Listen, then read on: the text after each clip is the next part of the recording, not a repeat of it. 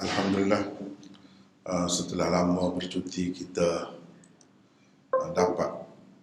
dapat memulakan kembali kelas tafsir Al-Quran dengan Al-Quran kita. Kira-kira sebulan lebih juga. Jadi pelajaran kita yang lepas telah berakhir pada ayat ke-263. 263. Kalau nota ni muka surat 296. Jadi kita akan baca daripada ayat 264 malam ni. Ya ayyuhalladzina amanu la tubtilu sadaqatikum, dan seterusnya. Malam ni Aiman baca.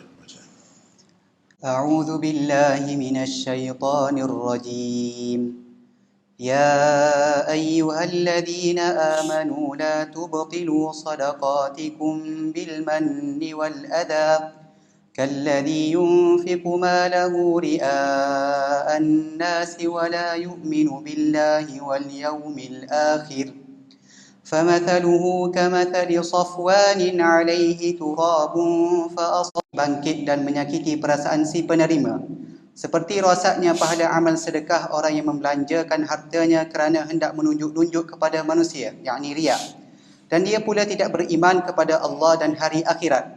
Maka bandingan orang itu ialah seperti batu licin yang ada tanah di atasnya, kemudian batu itu ditimpa hujan lebat, lalu ditinggalkannya bersih licin, tidak bertanah lagi.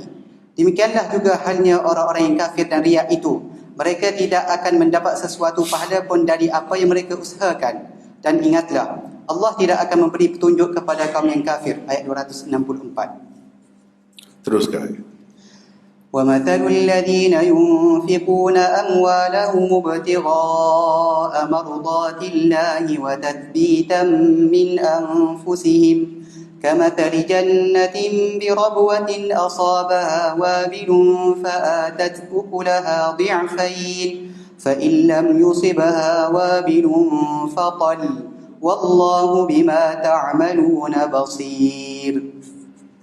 Dan bandingan orang-orang yang membelanjakan hartanya kerana mencari keredaan Allah dan sebagai membuktikan kebenaran iman dan janji kepada Allah yang lahir dari jiwa mereka adalah seperti sebuah kebun di tempat yang tinggi yang ditimpa hujan lebat, lalu mengeluarkan hasilnya 2 kali ganda.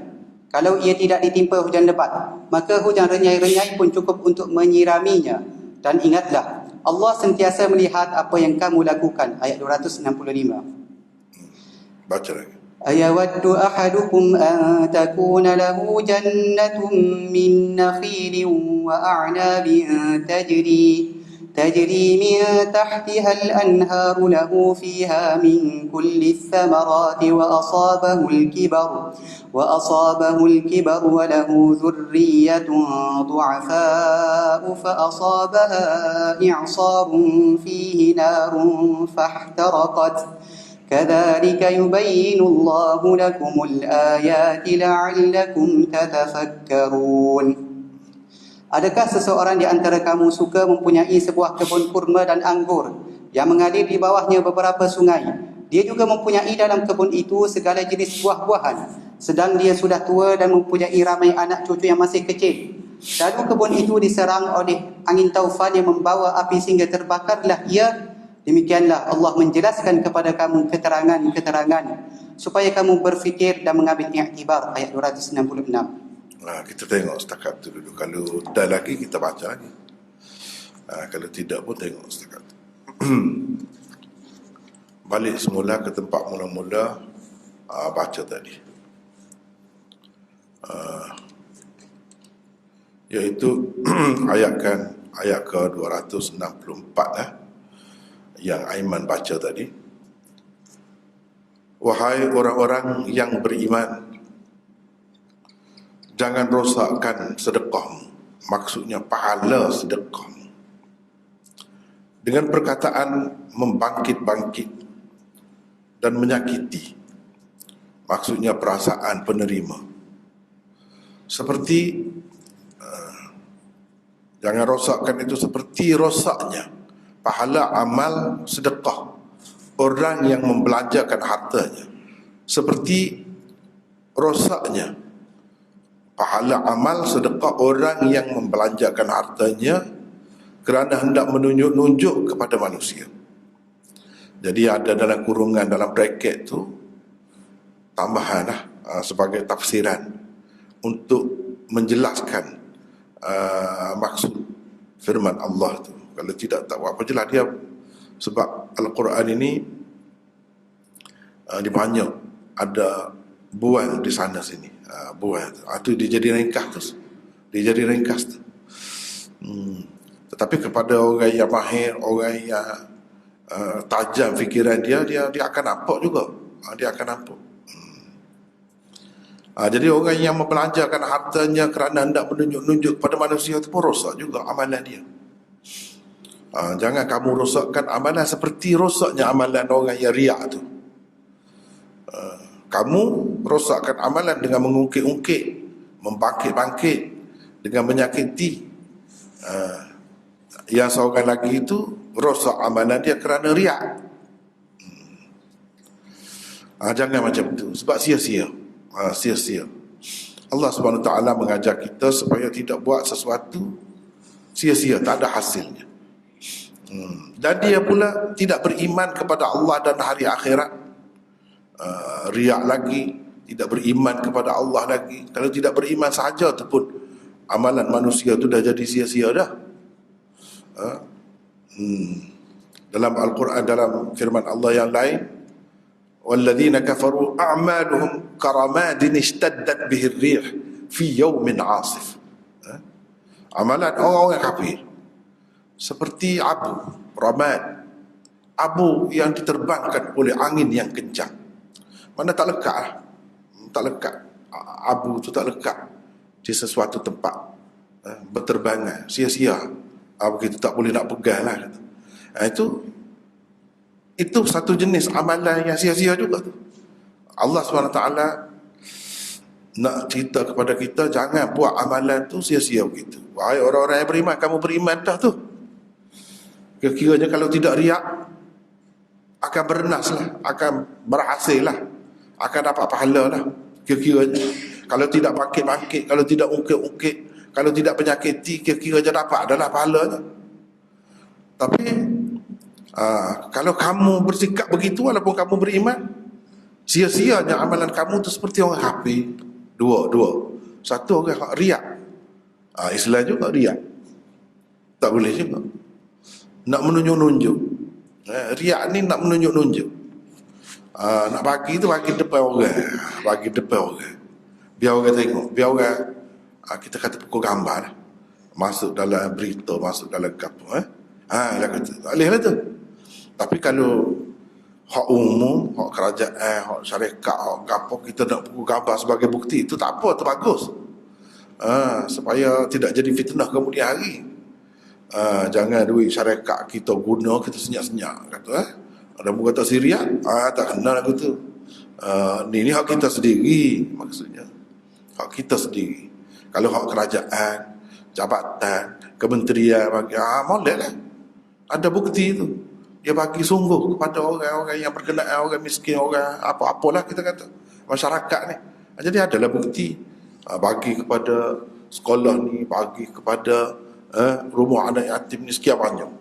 Dia buat replika cek besar, bagi berapa ribu ni. Bagus, tak apa tu. Hak tu seperti macam kita kata semaya jemaah lah. Riak kata riak kata cara, boleh pergi semaya, ikutlah lagu mana. Tak boleh takut riak kita tak pergi semaya. Tak boleh lah kita. Hak wajib. Hak wajib, bukan gitu. Hak ni hak sunat. Hak kita sendiri. Hak kita sendiri. Tiba-tiba kita menunjuk-nunjuk begitu, tak ada maksud apa, tak ada takut timbul fitnah ke apa. Tak ada. Itu tak boleh menunjuk-nunjuk. Jadi satunya menunjuk-nunjuk, walaupun Islam, sia-sia juga amalan. Di sini disebut kafir lagi, riak lagi. Dua perkara kau. Kalau kafir saja pun seperti kita sebut dah tadi, sia-sia juga amalan. Kalau ada dua perkara lagi lah sia-sia. Jadi jangan berasa sedap hati bila kita sudah Islam, sudah beriman, semua amalan kita akan diterima Allah lah. Jangan. Dia ada syarat-syarat dia. Antara syarat-syaratnya yang difahami oleh ulama daripada Quran dan hadis, jangan ada 4 perkara lah, 4 perkara. Di sini disebut salah satu daripada 4 perkara. Di sini dia sebut riak. Riak ni daripada ra'a. Ra'a ni mana tunjuk lah. Ra'a, yura'i, menunjuk-nunjuk. Biar orang nampak. Daripada ru'yah, biar orang nampak dengan mata. Itu apa ni? Riak. Tak boleh sia-sia amalan kalau kita buat lagu. Mana itu tanda tidak ikhlas. Orang yang ikhlas bukan macam tu.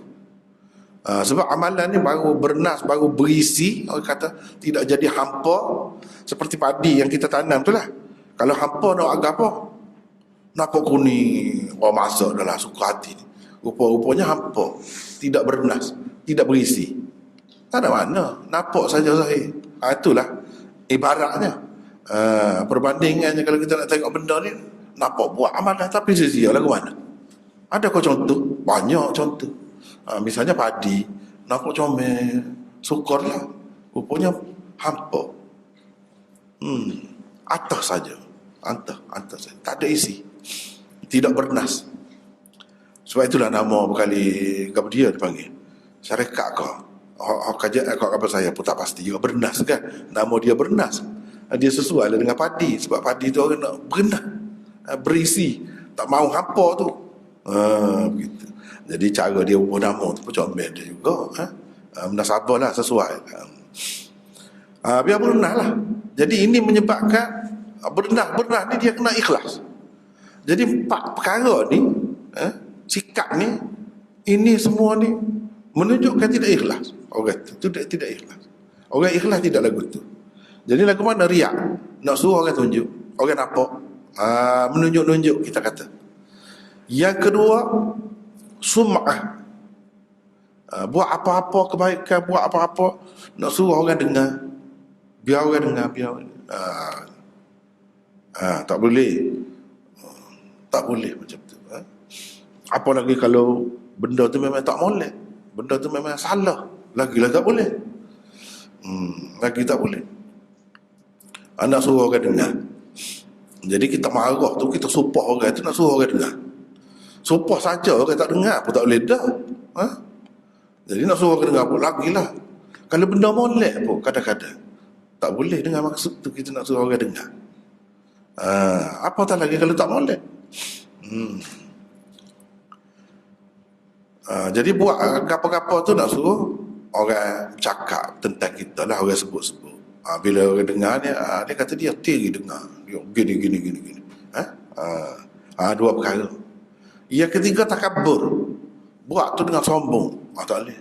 Sia-sia juga amalan tu. Jadi itu ciri-ciri orang yang tidak ikhlas berlaku tu. Kalau ikhlas kita ada semua tu. Itu nak tahu, nak ukur ikhlas kita setara mana. Tengok 2-3 perkara tu ada ke tidak dalam bersama-sama dengan amalan kita. Kita takabur ke tidak? Sombong ke tidak? Kalau sombong tak boleh. Itu perkara yang ketiga. Yang keempatnya ujub. Ujub ni apa dia? Heran dengan diri sendiri. Kagum dengan diri sendiri. Serah tak ada orang lebih pada kita. Itu bahaya tu. Tak boleh ada lagu tu, tak boleh. Bahkan kita kena berasa kalau lebih sungguh lah. Itu kerana Allah SWT bagi. Syukur kepada Allah, dia bagi. Kalau dia nak bagi kepada orang lain pun boleh. Tapi dia pilih kita. Misalnya kita bersyukurlah. Tidak kagum, tidak berasa diri itu lebih tu kerana kelebihan kita, tidak kerana Allah SWT. Padahal kita boleh pandai, kau boleh apa kau, dia berjaya kau dalam perniagaan, dalam apa, Allah SWT bagi idea kau kita tu. Jadi letak tu kena jalan selalu, jadi beruntung kita. Allah SWT buat pandai. Kalau dia nak tarik semetar, orang yang cerdik, orang tu hilang ingatan tu, tak ingat ke satu. Nak baca qul huwallah pun tak ingat. Boleh, Allah SWT boleh buat. Sebab tu dia tak boleh wujud. Ni jadi menyebabkan sia-sia belakang amalan. Ni kalau kita perhati Quran, perhati hadis, memang ada benda tu. Jadi di sini dia sebut hak riak tu. Sebut hak riak. Jadi riak ni satu penyakit besar lah. Penyakit yang menghapuskan, mensia-siakan amalan kita, menyebabkan amalan kita jadi hampa. Hampa tu sebuah padi tu lah. Padi tak ada isi, tidak bernas. Jadi sia-sia lah lagu tu. Maka bandingan orang itu, ni Allah SWT buat banding, ialah seperti batu licin yang ada tanah di atasnya. Kemudian batu itu ditimpa hujan lebat, lalu ditinggalkannya bersih licin. Yang ini tidak bertanah lagi. Jadi benih-benih yang ditabur atas itu pun habis, hanyut pergi. Demikianlah juga halnya orang-orang yang kafir dan riak itu. Kalau kafir dan riak lebih-lebih lagi lah. Kalau kafir saja pun begitu dah. Kalau riak saja pun begitu dah. Mereka tidak akan mendapat sesuatu. Sesuatu itu maksudnya pahala lah. Suatu apapun dari apa yang mereka usahakan. Ni benda ni kita kena beringat. Jangan jadi seperti dalam ayat-ayat Allah SWT kata, allazi la yahsabuna annahum yuhsinuna sun'a. Orang yang berasa dia telah buat sesuatu yang baik, padahal alladzina dhalla sa'yuhum fil hayatid dunya. Itu orang yang sia-sia amalan dia dalam kehidupan dunia. Jangan jadi gitu. Sebab apa? Sedih lah. Tak pada dengan benda, tak pada dengan susah. Jadi sia-sia, tak dapat pahala. Jadi pahala-pahala ni duit akhirat lah. Pahala ni duit akhirat, tak dapat. Jadi semua ni bila mati nampaklah. Nampaklah pahala saat itu, kesan tu, hasil daripada amalan yang kita buat tu nampak. Baik. Dan ingatlah, Allah tidak akan memberi petunjuk kepada kaum yang kafir. 470 kita ada nota di sini. Sebagaimana orang-orang yang bercucuk tanam di atas batu, seperti itu tidak mendapat apa-apa di dunia ini. Jadi nak menanam, nak buat apa-apa pun kena tengok molek, kena kira molek. Sebab itulah dalam agama kita diajar, ajar berlaku. Nak cari duit, ajar juga. Nak belanja duit ke mana, belajar, ajar juga. Nak belanja tu, kalau kita kata dalam bentuk zakat, bukan boleh beri ikut dan gitu. Dia ada asnaf dia. Dia ada tempat kita nak belanja tu. Kita nak cari duit macam mana pun dia ajar juga. Itu kelebihan agama kita. Maknanya kalau orang nak bercucuk tanam, kalau tak ada panduan, orang yang cerita, kamu nak tanam benda ni sini, tak kena tu. Nak tanam tapi patah, pukul diri sebab kita tengok lain tu pun, pokok eru boleh lah sana lah. Boleh pokok nyok lah. Pokok-pokok tak boleh, dia kena tanam macam lain. Dia kena ada orang royak. Kalau tak ada orang royak, kita buat pandang kita kan, jadilah ke mana? Sia-sia lah. Ni benda. Nak tanam atas batu-batu kerah, licin gitu. Sebab ada tanah sikit sebanyak. Debu-debu mari tutup lah. Kita pun nak tabur atas tu. Nak tanamnya bukan main, benda besar nak tanam. Bukan apa nama ni, tabur. Bukan dia orang kata kaca hijau tu nak ambil kaca campur. Dah. Nak pokok besar. Mana nak tu, mesti mari hujan, licin. Hanya saja kita. Janganlah buat. Ni Allah SWT nak ajar kita supaya hidup, buat sesuatu jangan sia-sia. Rugi. Padahal kalau kita buat berhasil kan, kita dapat untung banyak. Kita dapat untung banyak. Itulah yang kita tengok dalam dunia ni. Ada yang untung, ada yang rugi. Ikut apa-apa. Yang untung tu biasanya dia ikut sunnatullah. Kena molek cara dia. Kena. Hak tak untung, hak rugi tu, dia tak kena buat, tak kena cara. Tak boleh letak atas Allah saja. Nasib saja. Tak. Kena tengok, biar kena cara. Nak letak tu, nak tabur tak atas gapo. Atas batu ada je, tak kena lah betul. Begitulah orang-orang yang melakukan sesuatu amalan kebajikan kerana hendak menunjuk-nunjuk kepada manusia. Tak boleh, ini penyakit ni. Menyebabkan jadi tidak ikhlas. Ini semua ni nak ajar manusia supaya ikhlas. Jangan ada benda ni. Kalau ada benda ni, dia ganggu ikhlas, tidak ikhlas. Mereka juga tidak akan mendapat apa-apa di akhirat kelak. Allah subhanahu wa ta'ala telah berfirman. Baca Iman. وَمَا لِأَحَدٍ عِندَهُ مِنْ نِعْمَةٍ تُجْزَى إِلَّا ابْتِغَاءَ وَجْهِ رَبِّهِ الْأَعْلَى وَلَسَوْفَ يَرْضَى. Bermaksud, padahal dia tidak menanggung budi sesiapa pun yang harus dibalas, ayat 19. Tetapi dia memberikan itu semata-mata kerana mencari keredaan Tuhannya yang maha tinggi, ayat 20. Dan di akhirat kelak dia benar-benar akan mendapat kepuasan, ayat 21 surah Al-Lail. Itu. Jadi kalau kita perhati pada ayat ni pun mengajar kita supaya ikhlas. Misalnya kalau orang negeri mana-mana lah sekarang ni banjir, Johor, kita kata Johor banjir, lepas tu perlukan kepada bantuan. Kita tak ada apa-apa dengan dia, dia tak ada berbudi apa-apa pun dengan kita, tapi kita pergi tolong dia. Kita buat tu kerana apa? Tak ada maksud lain. Illa batigha wajhi rabbihil a'la. Ikhlas kerana Allah. Itu hendaknya. Lepas tu jangan ada menunjuk-nunjuk lah. Kalau buat macam ni, orang bukan nak balas budi sesiapa dah. Saja nak tolong dia. Dia dalam kemalangan, dia dalam kesusahan, dia ditimpa musibah, kita tolong dia dengan ikhlas.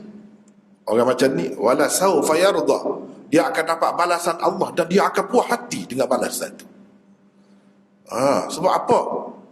Akan dapat penuh lah, sepenuhnya. Bahkan kadang-kadang kalau kita tengok dalam Quran, dalam hadis, dia sebut kita terkejut, apa besar banyak gini pun. Kita tak suka akan dapat sebanyak tu dengan hak kita buat dulu. Rupanya Allah SWT kembangkan. Jadi sebanyak tu, terkejut kita. Itu maksud wala sawfa yarda tu. Orang yang lagu ni, dia akan puas hati besok. Apabila melihat hasilnya, dia akan puas hati. Tapi nak puas hati tu dia kena macam tadi lah. Kalau kita balas jasa orang, budi orang pun, memang boleh. Memang itulah yang diajarnya. Hal jazaa'ul ihsan illa al-ihsan. Memang dia ajar begitu. Tetapi hak ni lebih lagi. Tak ada budi, tak ada apa-apa pun buat juga. Ni ikhlas sungguh lah. Tak ada kepentingan orang kata. Ikhlas sungguh. Tak ada untuk nak menunjuk-nunjuk. Takut mula dia tolong kita, apa kalau kita tak tolong dia, apa pula dia kata. Nak jaga hati begitu. Takut orang kata, mula tolong dia, lepas kita ketika dia susah kita tak tolong, takut orang kata. Takut orang kata tu tidak ikhlas lah. Jangan kerana takut orang kata buat apa-apa, kerana ibtigha wajhi rabbihil a'la. Itu. Dalam ayat ni pun cerita benda yang sama. Ni tadi sebab ungkit-ungkit apa tu semua tu, jadi tidak ikhlas berlaku. Riak tidak ikhlas berlaku. Itu menyebabkan amalan kita sia-sia dan kita akan menyesal besok. Sebab bukan nak puas hati. Nak puas hati apa? Tak kena gaya, kita dihukum pula kerana menyalahi cara yang Allah SWT kehendaki. Jadi salah pula kita. Begitu. Jadi kalau kita tengok ayat ni satu kan, ya ayyuhalladzina amanu la tubtilu sadaqatikum bil manni wal adha. Baik, kalau kita nak tengok tempat lain saya pun baru telitah juga. Kalau tidak mungkin saya tulis dah sini ni, nota ni. Tak telitah lagi sebelum pada ni. Ni telitah lagi. Dia ada satu lagi ayat yang lebih kurang sama, tapi tidak khusus dengan bui sedekah ni. La tubtilu sadaqatikum. Dalam ayat ni jelas sebut sadaqatikum. Jelas sebut sadaqatikum. Ni kita nak cari la tubtilu wa la tubtilu a'malakum. Jadi ni dalam surah Muhammad, wa la tubtilu a'malakum ya ayyuhalladzina amanu. Seru orang beriman juga. Ati'ullaha wa ati'ur rasul. Taatlah kamu kepada Allah dan taatlah kamu kepada Rasul. Wala tubtilu a'malakum, dan jangan kamu batalkan, yakni sia-siakan amalan-amalan kamu. Jadi kan ayat ni lebih umum, amalan-amalan. Tadi sedekah pun termasuk amalan juga, tapi disebut secara khusus. Sebab biasanya manusia ni nak menyoho lah, kita orang Kelantan kata nak menyoho, nak menunjuk-nunjuk. Dia benda berkait dengan sedekah, berkait dengan duit, bagi sesuatu ni, sebab itu disebut secara khusus. Jangan kamu sia-siakan sedekah kamu, adalah ayat tadi. Di sini lebih umum, jangan kamu sia-siakan amalan-amalan kamu. Supaya juga bukan sedekah saja, hak kena jaganya amalan-amalan kita lain kena jaga juga. Ini lebih umum. Nak ceritanya tidak khusus dengan tu saja, tak boleh riak, tak boleh apa, ni tidak khusus dengan sedekah. Nak buat kebajikan tu saja, tidak. Bahkan amalan-amalan lain pun kita kena jaga juga. Jangan sampai jadi sia-sia.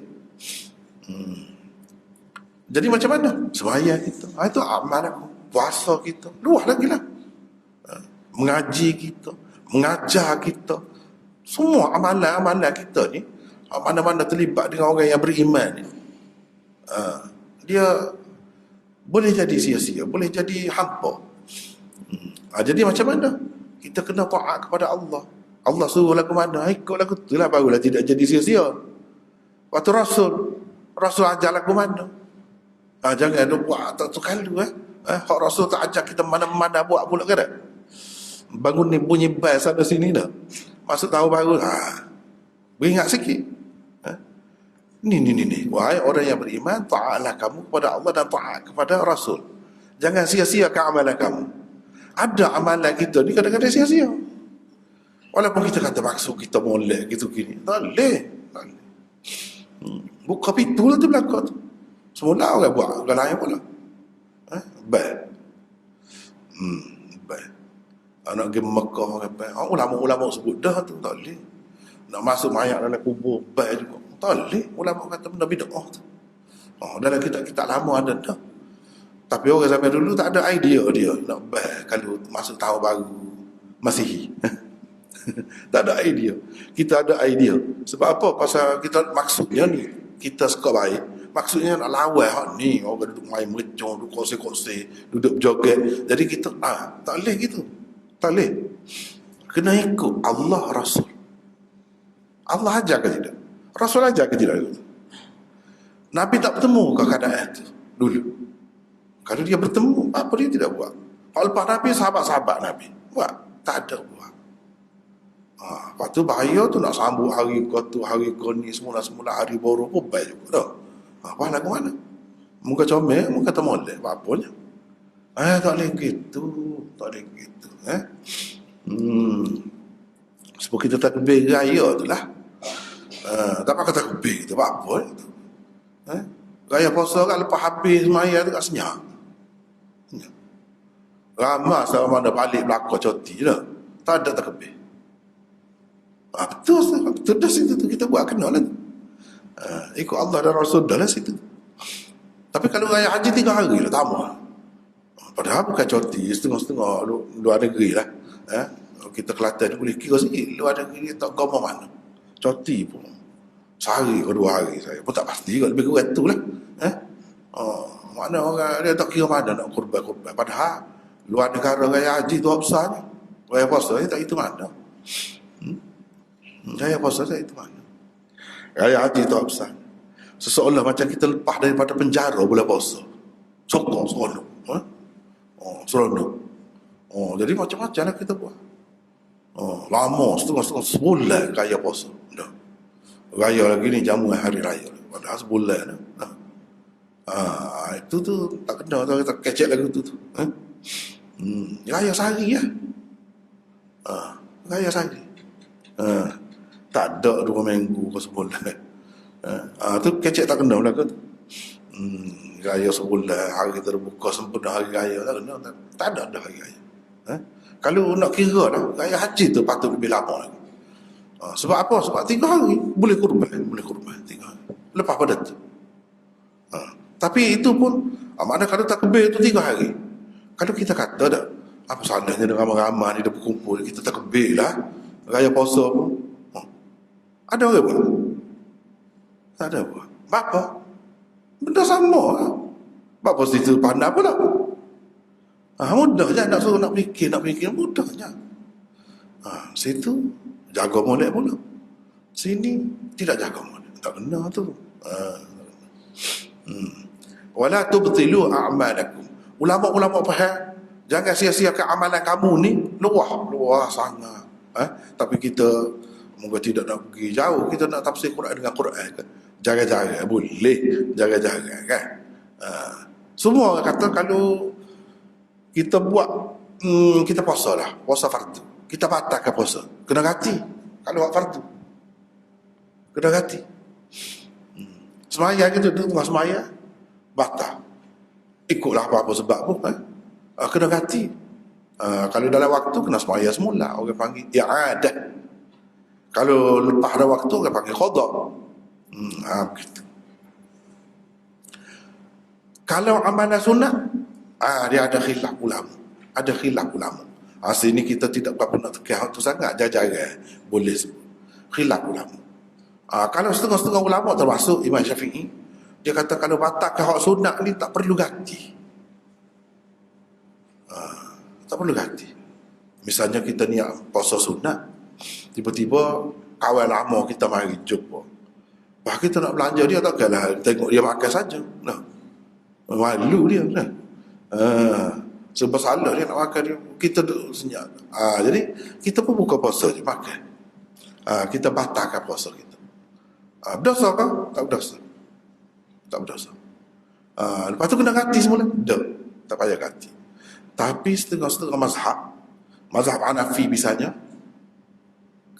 apa ni, kalau sunat-sunat lah, puasa sunat misalnya, bila kita sudah mula buat, kalau kita batalkan kena ganti, wajib qada.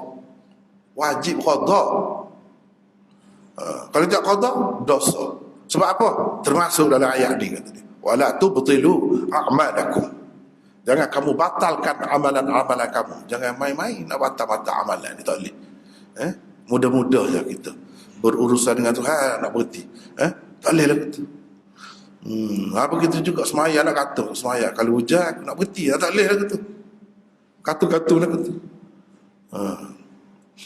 Anu kain duduk tanah, kalau hujan aku nak berhenti. Tak sah lah. Tak boleh. Dia kena jelah. Dia kena jelah.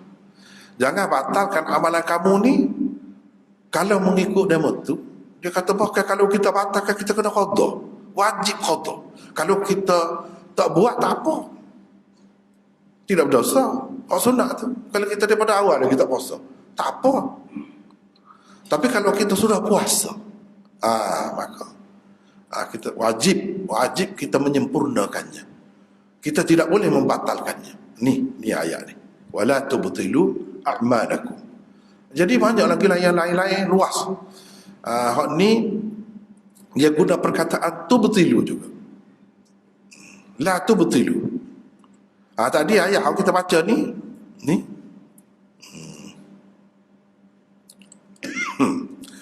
ni pun la tubtilu. Cuma ayat yang kita baca ni sadaqatikum. Amalan tu apa? Sedekah. Tu satu bentuk amalan, contoh. Jadi amalan-amalan tu bukan sedekah saja, banyak lagi yang lain. Tak boleh dibatalkan. Jadi Allah tuju kepada kita orang beriman, bila benda molek kita buat, jangan duduk batalkan. Sempurnakanlah. Kalau benda molek ni kita kena sempurnakan. Jangan batalkan sedekah-sedekah kamu. Batalkan dengan cara lagu mana? Kalau kita batal puasa tadi, kita makan lah. Lepas tu kalau kita duduk ungkit-ungkit, kita duduk menunjuk-nunjuk, sebut-sebut, nak suruh orang dengar kita semaya. Semalam kita sibuk, terbakar rumah dekat tu, tak boleh maya. Mana nak rayak kau orang kita sekalian maya malam. Padahal secara tidak langsung orang faham kita, jangan jaga molek amalan kita. Kalau boleh, maknanya kalau dalam rumah tu bini kita pun tak tahu kita bangun semaya. Kalau tak semaya, Benda hak sunat ni dia kena susu lagu tu. Kalau hak fardu lain. Semaya jemaah fardu. Tak cara riak ke tidak riak kamu ikut mu. Jaga pandai-pandai, jaga masa-masa kena pergi. Kena pergi. Tak boleh tak pergi. Gitu. Kalau semaya fardu. Kalau hak sunat, dia hak ala ke susu tu. Molek. Apa-apa pun. Sama juga zakat. Zakat kita bagi secara terbuka. Hak fardu atas kita. Memang molek. Tak ada apa. Tak boleh kira. Apa riak. Tak boleh sebut gitu. Tak boleh. Tak boleh sebut. Berjuta bagi nak menunjuk orang. Tak boleh. Ikut. Kena jaga masing-masing hati tu. Jadi amal dua ayat ni boleh kita kait dengan amalan khusus. Di sini disebutkan sedekah. Satu lagi amalan umum dalam ayat satu lagi. Kedua-duanya tidak boleh dibatalkan. Cara membatalkannya ada macam-macam lah cara. Macam-macam. Antaranya kalau ni batal tu jadi sia-sia tu dengan kita ungkit-ungkit. Kita bakit-bakit. Kita menyakiti hati orang yang kita bagi tu. Kalau batalkan amalan yang lain, misalnya puasa dengan kita makan. Batal lah. Puasa. Jadi ulama yang tekan tadi yang kita sebut tadi, macam mazhab Hanafi dia kata kena qada tu, mana bagi dia tak boleh main-main, batalkan amalan ni. Satu kesalahan. Kalau kita tak buat daripada awal tak apa. Bila kita buat, dia kena. Dia kena. Macam kita bernazar ke apa ke, kita tak bernazar tak apa, tidak wajib. Tapi bila kita bernazar, dia jadi wajib. Dia jadi wajib. Itu buat amalan juga. Amalan. Jadi luas amalan ya, luas. Baiklah.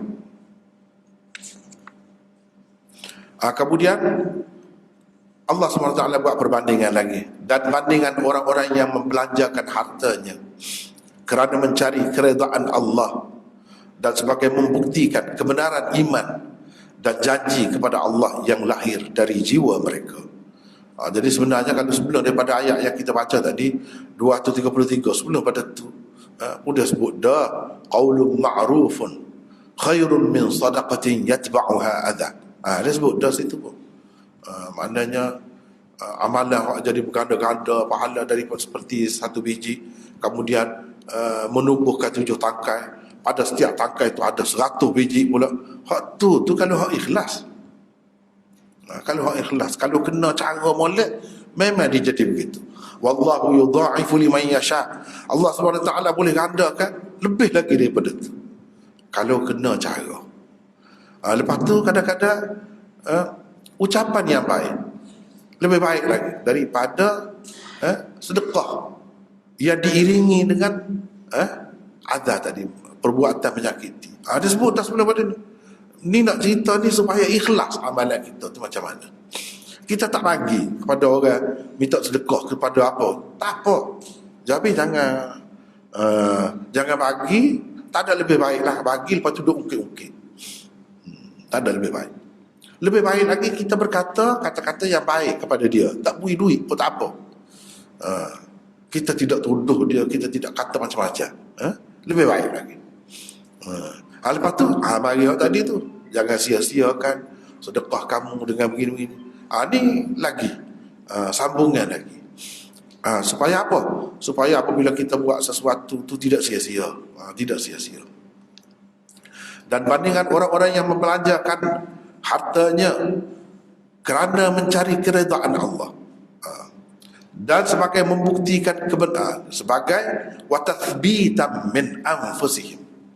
Tathbitan, sebagai membuktikan daripada di jiwa mereka, diri mereka.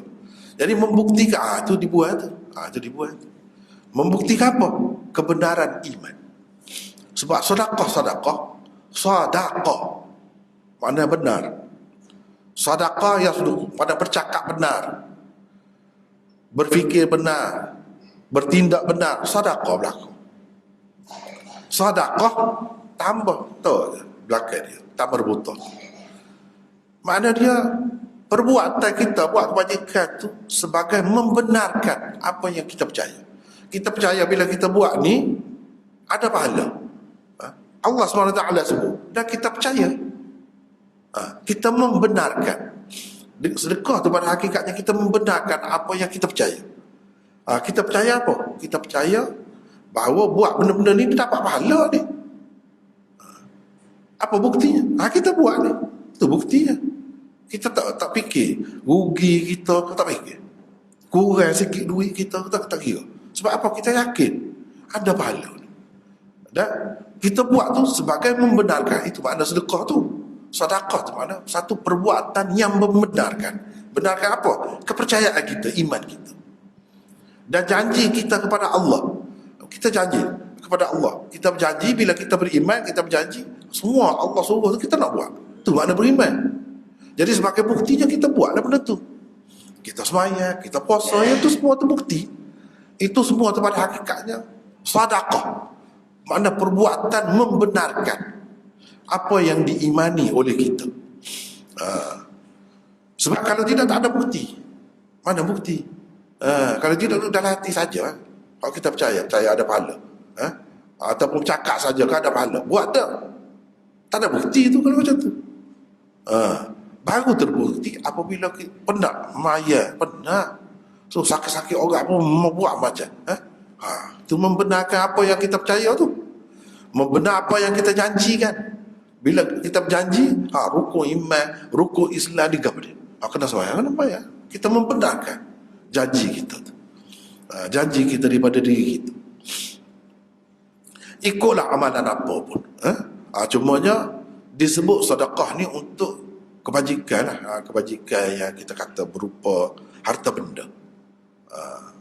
Sebab itu yang lebih manusia kedekut, manusia bimbang benar, takut kalau boleh nak simpan banyak tu lah. Jadi kedekut manusia. Kadang-kadang orang yang boleh rajin semayang boleh, tapi kalau Allah kurang pitih ni tak boleh. Gusi dia. Jadi Allah SWT nak ajar jiwa manusia. Kalau dengan sedekah, dengan bagi derma, tu baru terbukti sungguh. Kita mengutamakan akhirat, kita mengutamakan pahala, kita yakin sungguh dengan itu. Kalau tidak, masih belum terbukti lagi. Sebab itulah sedekah tu orang panggil sedekah. Orang tidak panggil semaya itu sedekah. Padahal semaya itu pun bukti juga. Tapi orang kedekut pun boleh buat tu. Kalau sedekah dia orang kedekut tak boleh. Orang kedekut tak boleh. Berat dia. Sebab itulah janji manusia dengan Allah ni, Allah SWT buat dalam rukun iman tu. Cuba kita tengok. Ada hak tak berkait dengan harta benda. Siapa pun boleh buat asal dia Islam, sembahyang. Ada hak berkait dengan harta. Berkait dengan. Ada hak berkait dengan tubuh dan harta. Ada hak berkait dengan tubuh saja. Puasa. Tubuh. Bukan buat, tak pakai. Bukan makan, tak makan. Tapi ada juga hak berkait dengan kedua-duanya. Ibadah badaniyah dan maliyah. Yang sebuah haji. Ada hak berkait dengan harta. Dia tu selebih sakit. Tak ada bergerak ke apa. Wakil kau orang. Beri sedekah. Beri zakat kau beri sedekah. Dia tak buat apa. Tak buat diri tak apa. Orang lain buat lagi beri pitik. Tu hak panggil berkait dengan harta benda. Jadi Tuhan uji belaka kita. Jadi untuk membuktikan sungguh kita diberi iman, sungguh kita Islam, menyerah kepada dia, dia tengoklah. Kita boleh buat ke tidak tadi tu, hak utama tu, hak asas tu, orang panggil rukun Islam. Semua orang Islam kena. Lagu tu. Kalau dia cukup syarat lah. Kalau cukup syarat. Baik, kita ada nota 471. Sebagaimana disebutkan oleh Allah di dalam firman-Nya ini. Jadi orang yang beriman ni, mana kadang-kadang dia tak sampai masalah, tapi dia tu kata dalam hati, kalau aku kaya aku nak beri juga sebab dia tu. Nak kebajikan sebab dia juga. Kalau aku senang, kaya sehat, aku pun nak pergi buat haji juga sebab dia tu. Nak pergi buat umrah juga. Gitu. Kalau tengok orang tu mati syahid, kalau aku ni mampu, aku pun nak juga. Gitu. Orang yang beriman, orang Islam ni. Itulah maksud tathbitan min anfusihim. Tathbitan min anfusihim ni kalau kita nak tengok sesuai dengan ayat ni, baca Aiman, baca. minal mu'minina rijalun sadaqu ma 'ahadullah 'alaihi faminhum man qada nahbahu wa minhum man yantazir wa ma baddalu tabdila. Bermaksud, di antara orang-orang yang beriman itu ada orang-orang yang menepati apa yang telah mereka janjikan kepada Allah untuk berjuang membela Islam. Maka di antara mereka ada yang telah selesai kelaksanaan janjinya itu lalu gugur syahid. Dan di antara mereka ada pula yang Silap kan? Ada yang telah selesai, bukan kelaksanaan. Okey, itu salah. Melaksanakan. Baik ya? M tu situ. Ada yang telah selesai melaksanakan. Tersasul tu. Teruskan. Ada yang telah selesai melaksanakan janjinya itu lalu gugur syahid. Dan di antara mereka ada pula yang menunggu giliran. Dan mereka pula tidak mengubah apa yang mereka janjikan itu sedikit pun. Surah Al-Ahzab ayat 23. Ni sikap orang mukmin. Sikap orang mukmin ni hak dia berjanji itu serupa dengan Allah. Serupa je. Kalau hak ni kita kata mengucap 2 kalimah syahadat, aku nak sembahyang. Semua kena sembahyang. Aku nak bagi zakat. Semua kena bagi zakat kalau cukup syarat dia. Kalau kaya, paling tidak zakat fitrah tu kita kata. Paling tidak. Kalau kaya lah, ada zakat harta, apa nak bagilah. Cuma tidak semua manusia ni sama kan. Ada yang bernasib baik, yang kaya jadi kaya, Tuhan bagi rezeki. Ada yang tidak. Tapi dalam hati masing-masing itu memang gitu. Sehingga kalau masalah berjihad, mati syahid ni pun gitu juga. Cuma benda tu dia kena cukup syarat. Kalau tak cukup syarat tak boleh. Tak boleh buat gelepar tak tu kali nak pergi perang. Sebentar kau perang ni pahala mati syahid ni besar. Tak boleh. Nabi SAW tak ajar begitu. Walaupun mati syahid ni pahalanya besar, Nabi pakai baju besi 2 lapis pergi perang. Dia tu Nabi 2 lapis pakai. Begitu. Lepas tu kalau mati juga, baru je lah. Siapa masa? Memang kena masa. Kalau tak kena masa tak boleh. Tak kena tepat tak boleh. Tapi dalam hati tu memang itu maksud tathbitan min anfusihim ni, sadaqu ma ahadullah alaih, sama. Membenarkan sadaqah tadi, membenarkan apa yang mereka telah janjikan kepada Allah. Semua kita orang Islam ni berjanji dengan Allah pada hakikatnya. Bila mengucap 2 kalimah syahadat tu, berjanjilah tu. Berjanji nak begini. Dalam rukun Islam tu, tu terutamanya. Lepas tu hak lain-lain pun sama. Dia macam di sini disebut. Ada yang telah melaksanakan apa yang dijanjikannya. Mati dah pergi perang. Mana saudara-saudara kita misalnya di Palestin lah ni. Tu bukti jelas lah waktu tu. Mati dah. Wa minhum man yantazir. Ada yang sedang menunggu. Janjinya sama tapi dia tak sampai giliran dia. Menunggu giliran. Kalau giliran itu ada, adalah. Kalau tak ada, mati biasa kan. Sebab tu kita kata tak boleh duduk gelepar, tak payah gelepar. Tenang-tenang saja. Dah Tuhan tidak beri rezeki kepada kita banyak lagi, kita tak boleh pergi umrah. Tenang sajalah. Gitu. Tapi kalau ada, memang semua orang Islam dulu. Begitu. Itu janjinya. Pak sunat cara sunat, Pak fardu cara fardu. Semua ada janji itu. Itu maksud tathbitan min anfusihim.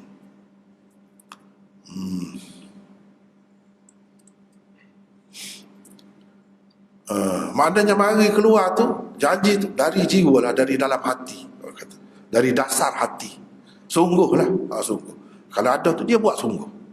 Apa buat pula? Tak ada riak-riak tadi tu, dah tahu dah. Kalau ada tu sia-sia lah. Sembahyang kau, zakat kau, sedekah kau, haji kau, tak boleh ada tu.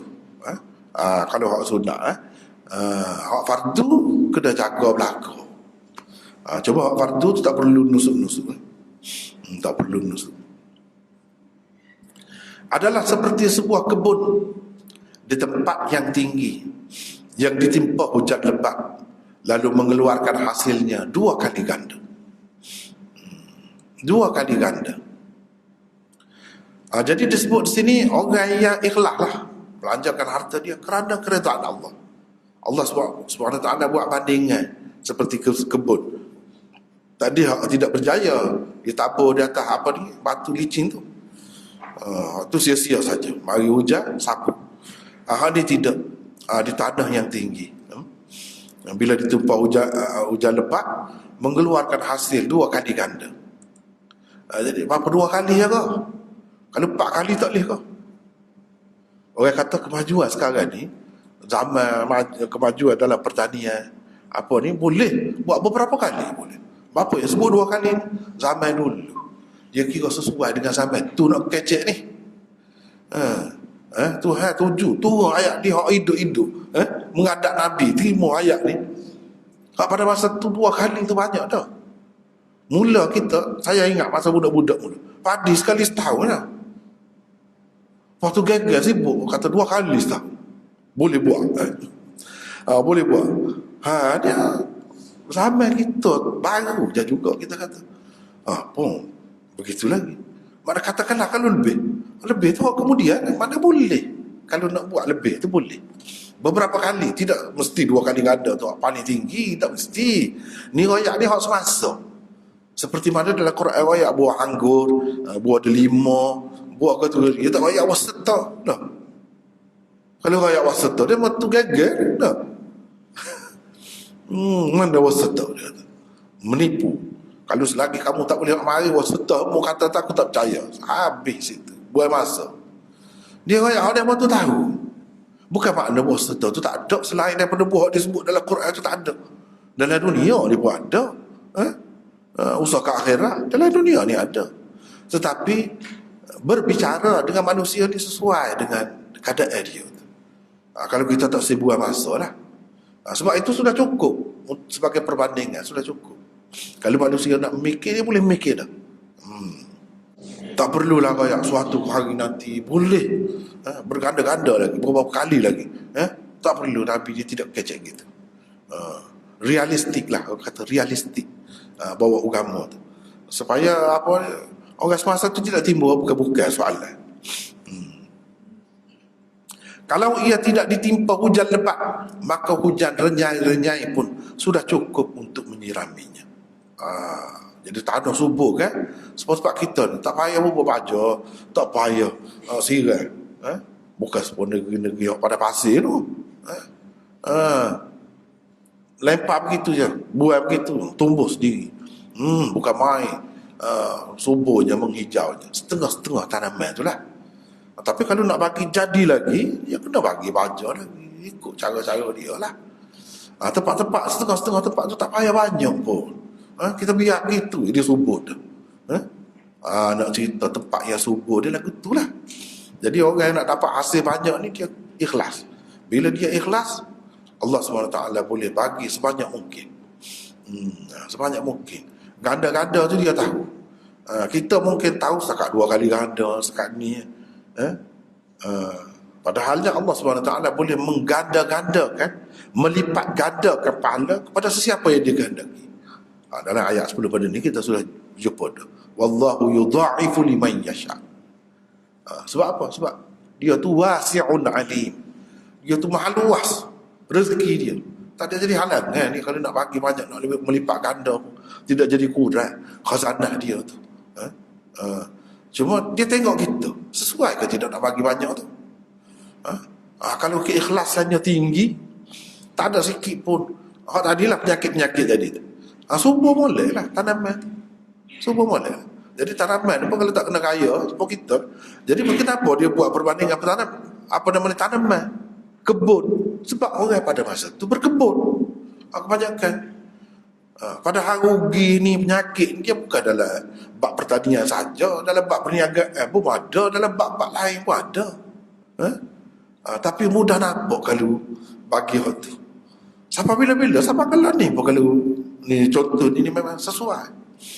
Tapi setengah-setengah contoh tu dia semasa je ada. Lepas tu orang lupa. Macam tak ada suatu ketika dahulu. Padahalnya bukan main orang duk guna tu. Bukan main. Begitu. Sebab tu dia tidak buat perbandingan tu. Kalau ia ditimpa hujan lebat, maka kalau tidak ditimpa hujan lebat, hujan sikit-sikit pun cukup dah untuk menyuburkannya. Untuk pahala dia tu diganda-gandakan. Dan ingatlah, Allah sentiasa melihat apa yang kamu lakukan. Jadi Allah duduk perhati yang kita lakukan itu. Allah duduk perhati. Dan dia maha tahu. Dia perhati, dia tidak nampak hak luar saja. Dia nampak hati kita. Dia nampak keikhlasan kita. Dia boleh baca semua. Jadi dia tahu orang ni keikhlasan dia setara mana, orang ni setara mana, dia tahu. Di sini kita ada 472. Demikianlah bandingan orang-orang yang ikhlas dalam membelanjakan harta bendanya. Walaupun tidak banyak, namun ia tetap bermanfaat kepada mereka kerana keikhlasan mereka. Itulah yang dimaksudkan oleh Allah melalui dua firman-Nya ini.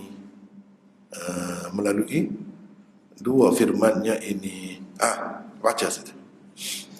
لن ينال الله لحومها ولا دماؤها ولكن يناله التقوى منكم كذلك سخرها لكم لتكبروا الله على ما هداكم وبشر المحسنين.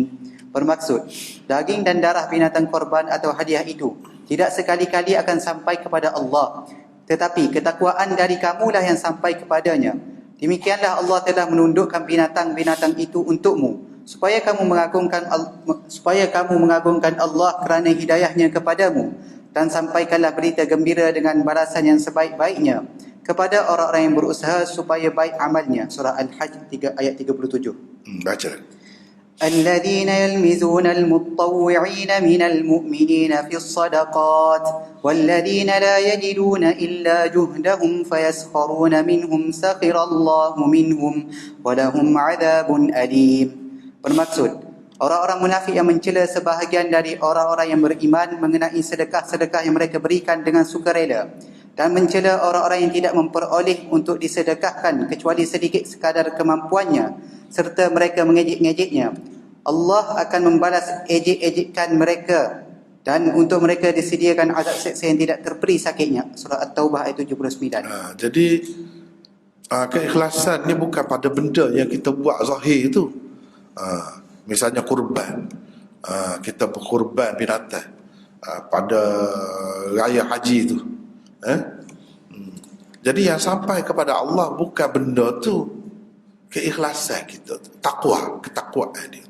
Begitu juga amalan-amalan yang lain yang sampai kepada Allah, yang Tuhan kira, maksudnya yang sampai ke Allah tu maksudnya yang Allah SWT ambil kira lah.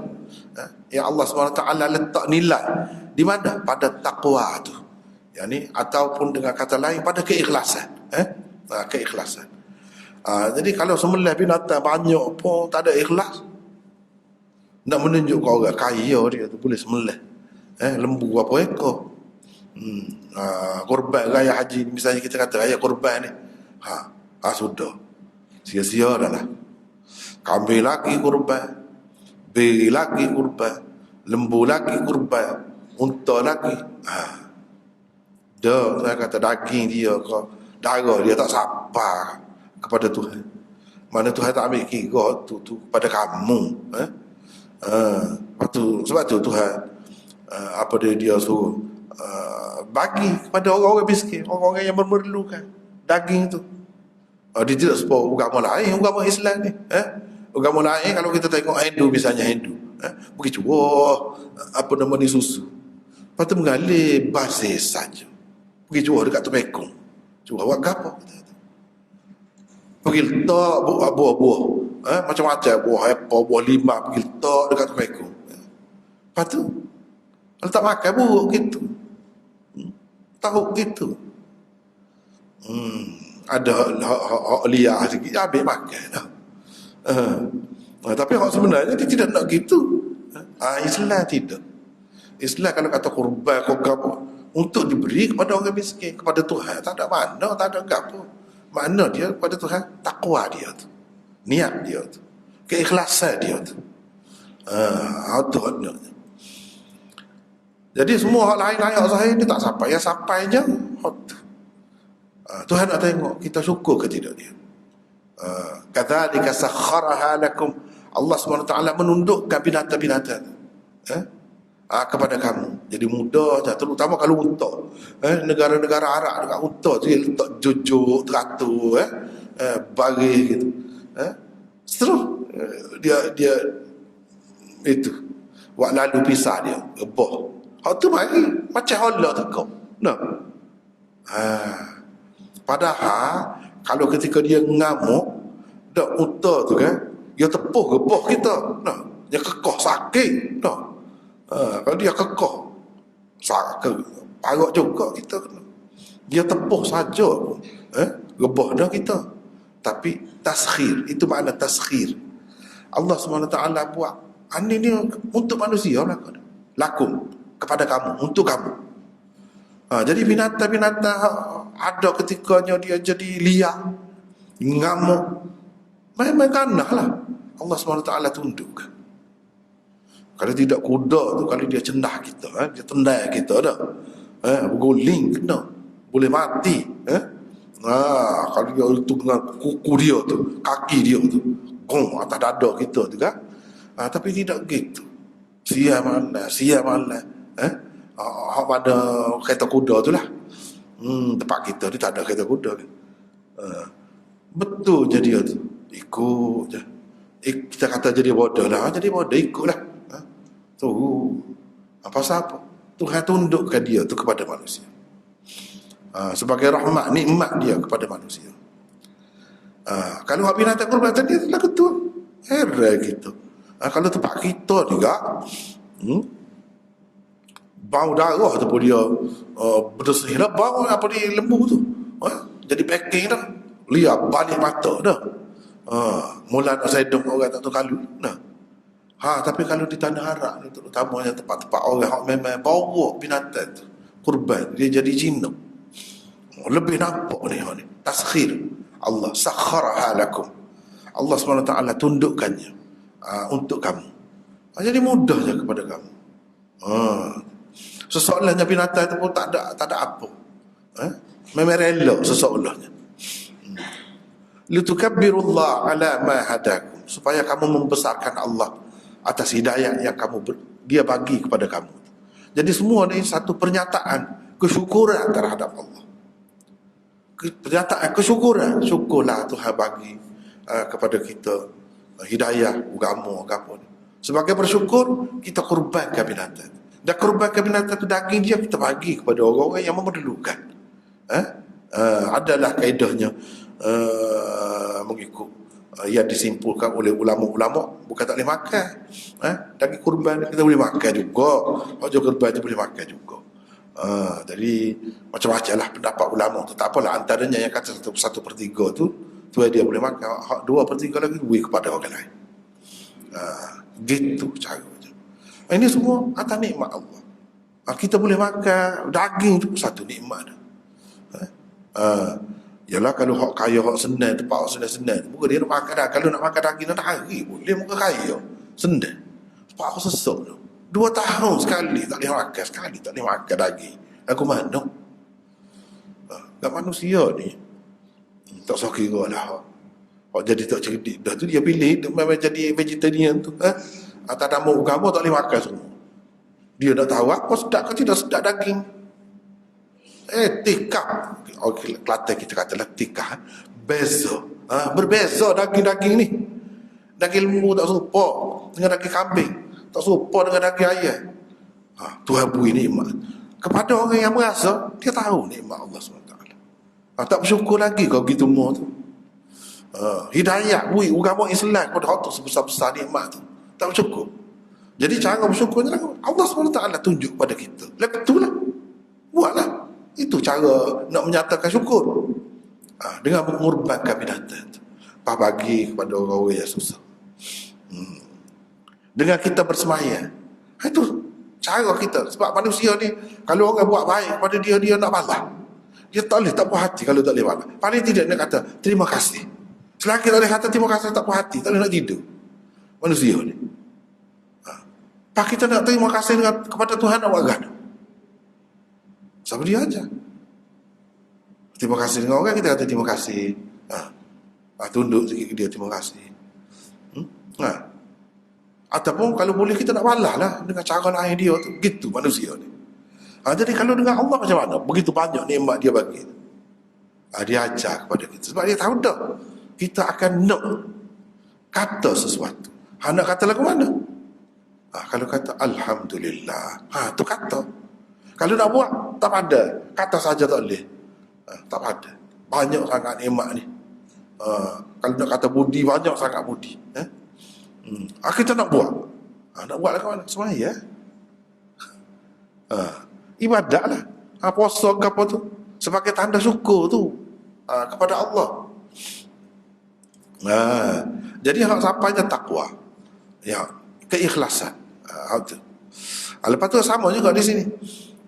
Nak buat kewajikan ni tidak nanti kaya. Tunggu kaya bila? Nak tunggu kaya.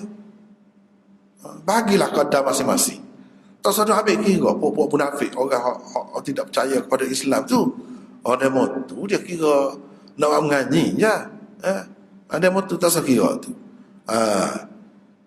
Dia cela, dia kira kata, dia tak ada buat apa. Mencela sebahagian dari orang-orang yang beriman mengenai sedekah-sedekah yang mereka berikan dengan sukarela. Macam-macam dia komen. Tak ikhlas tu, gini. Ikut dia, tak secara tu. Ataupun ikutlah, dia kata bodoh lah. Kalau kita kumpul piti banyak-banyak. Ni dia bagi derma, situ bagi derma, aku bajikan, situ bajikan, situ. Ikutlah nak kata. Orang yang tidak beriman, dia akan kata macam-macam. Kita orang beriman ni kena faham. Lepas tu orang-orang yang tidak memperoleh untuk disedekahkan kecuali sedikit, sekadar kemampuannya. Ada juga orang nak bagi sedekah banyak, tak boleh banyak, tak ada banyak. Tapi kalau nak bagi sikit, boleh. Dia kata juga kalau bagi banyak, boleh kata. Bagi sikit, boleh kata. Bagi sikit waktu banyak tu jadi apa, dapat keseria bagi dah. Misalnya dia kata kalau nak bagilah boleh 1,000 dah. Kawan dia nak bagi 1,000 lagu mana dia? Tak ada. Tuhan kira belakang tu. Yang pentingnya ikhlas. Bahkan Tuhan tidak suka kepada orang yang menganyi tu. Nanti Allah SWT akan balas. Berapa? Azabun alim. Seksa yang pedih. Jangan duduk main-main. Orang nak buat kebajikan, nak buat kebaikan, orang ada niat baik tu, sepatutnya kita sokonglah. Sepatutnya kita pujilah. Tidak ni kita cela pula. Kita buat menganjing pula. Jadi ayat ni menunjukkan buat kebajikan ni tidak nanti kaya. Sekadar yang ada tu Tuhan kira. Boleh jadi kebaikan yang kita buat tu lebih daripada orang kaya. Orang kaya dia bagi apa nama ni 1,000 pun belah-belah suka dia banyak lagi ada. Kita nak bagi 10 riyal ketah tangan. Sebab apa kita sesak duk fikir ni 10 riyal ni banyak dah boleh makan ni keluarga dah besok. Jadi Tuhan kira tu. Tuhan kira tu kita duk memikir tadi tu. Tuhan kira. Jadi dia tidak kira pada banyak saja, dia kira pada kualiti tu. Pada kualiti tu. Kaifiat hati kita ketika kita bagi tu. Macam mana? Begitu. Dia tidak kira pada jumlah saja, tidak. Tapi tidak dinafikan kalau banyak tu memanglah. Kalau ikhlas lah. Kalau ikhlas jadi juga banyak pun. Bukan kata dapat kurang dah. Atas ikhlas lah. Sebab itu ada ajar sini ni supaya ikhlas. Jangan buat sesuatu yang mensia-siakan amalan. Jadi yang pentingnya ikhlas. Bagi banyak ke sedikit itu tak kira. Tuhan tetap mengiranya. Tuhan maha tahu. Sebab itu dia kata wallahu sari'ul hisab. Tuhan dia maha segera menghisap. Cepat dia mengira. Dia nak tolak, bagi, capur, kali kita kata. Tuhan kita tahu. Tolak, capur, bagi, kali. Tuhan dia mengira dia segera. Cepat. Dia boleh tahu selalu. Orang di setara mana. Dia buat kebajikan. Kejahatan dia buat ada juga. Tolak dia. Tolak ni. Ni dengan sebab tidak penuh markah dia jadi kurang. Ni sebanyak mana? Dia maha tahu. Dia boleh buat dalam sekejap saja. Tak perlu masa pun. Jadi yang pentingnya kita dalam sedekah, dalam apa pun ikhlas. Itulah yang naknya sini, ajar di sini. Akibat daripada tidak ikhlas, apa jadinya? Sia-sia amalan kita. Hasil daripada keikhlasan kita, apa kita dapat? Kita dapat untung yang berlipat-lipat ganda. Itu kesimpulannya. Itu kesimpulannya.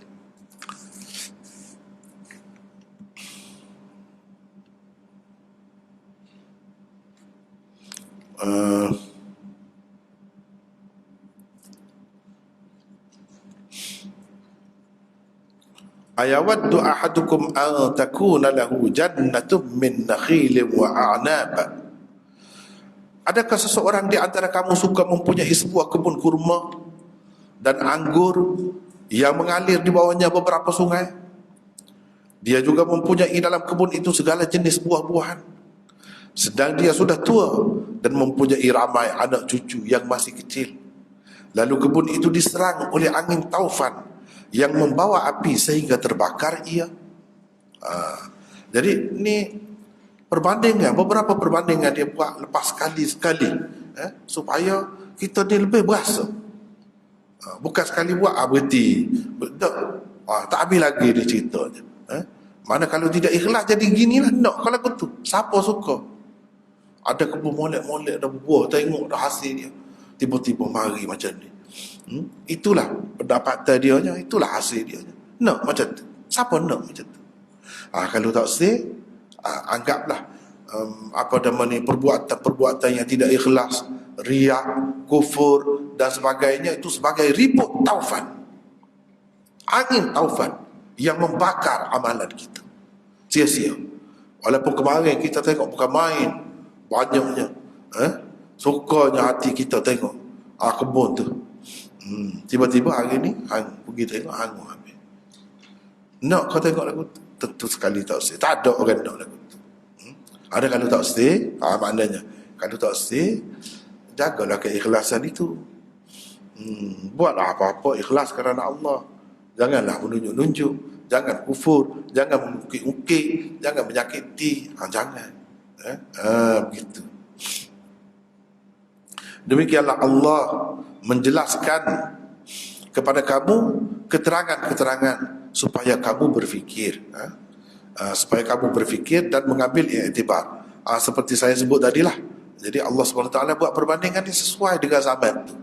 Tetapi perbandingan ini sesuai untuk bila-bila pun. Cuma dia sebut kebun kurma, kebun anggur. Kita sendiri tak ada kebun kurma, anggur pun baru nak tanam je. Tak berapa jadi mana sini.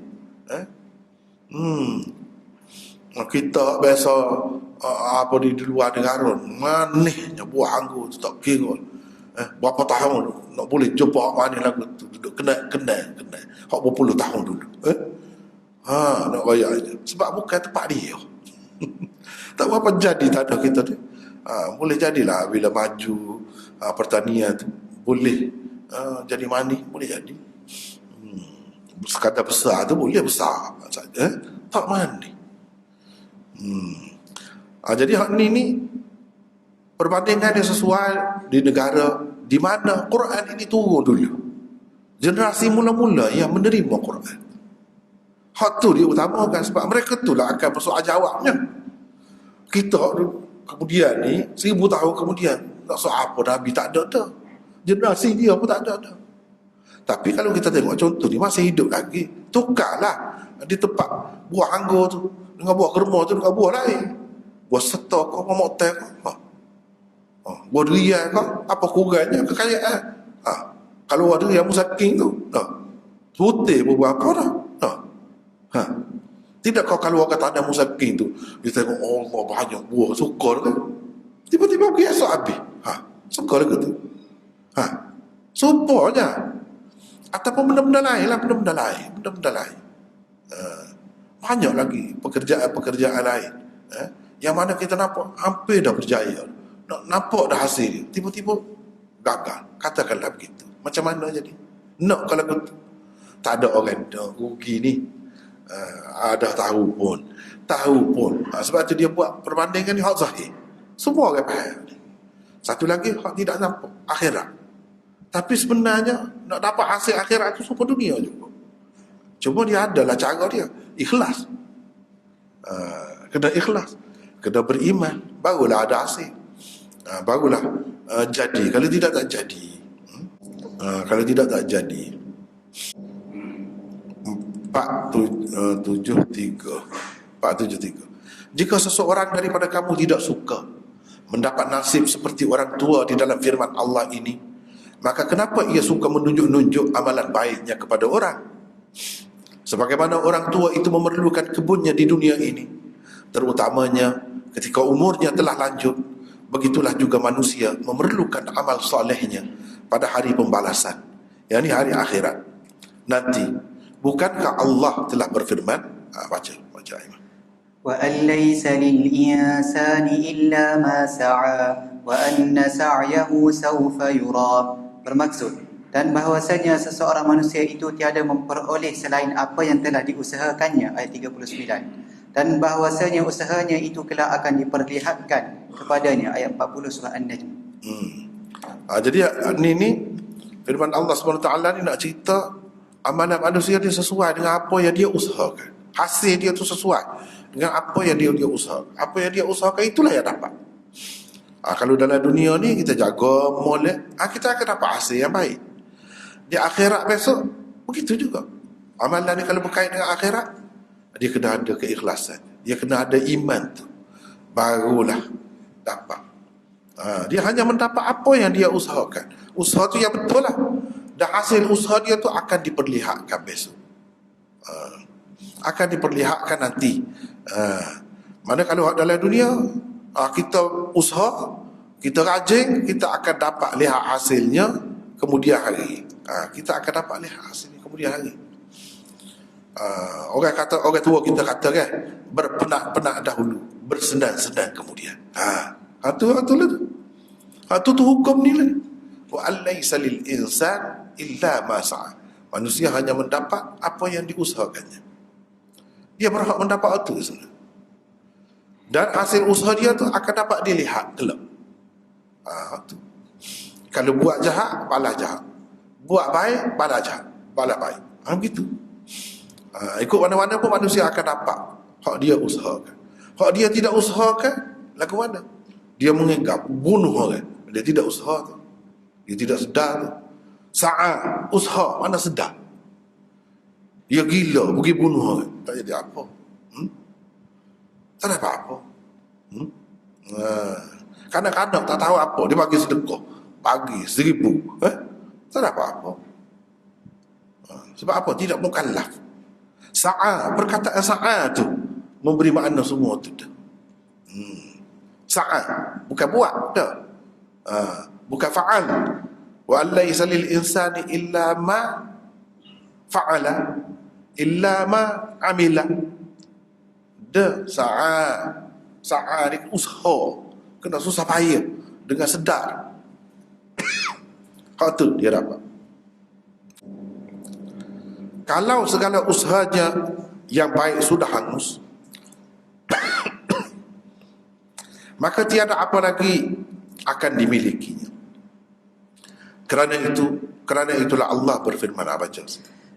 كالذين من قبلكم كانوا أشد منكم قوة وأكثر أموالا وأولادا فاستمتعوا بخلاقهم فاستمتعتم بخلاقكم كما استمتع الذين من قبلكم بخلاقهم وخذتم كالذي خاضوا أولئك حبطت أعمالهم في الدنيا والآخرة وأولئك هم الخاسرون. Bermaksud, nasib kamu hai orang-orang munafik adalah sama dengan nasib orang-orang sebelum kamu yang telah dibinasakan.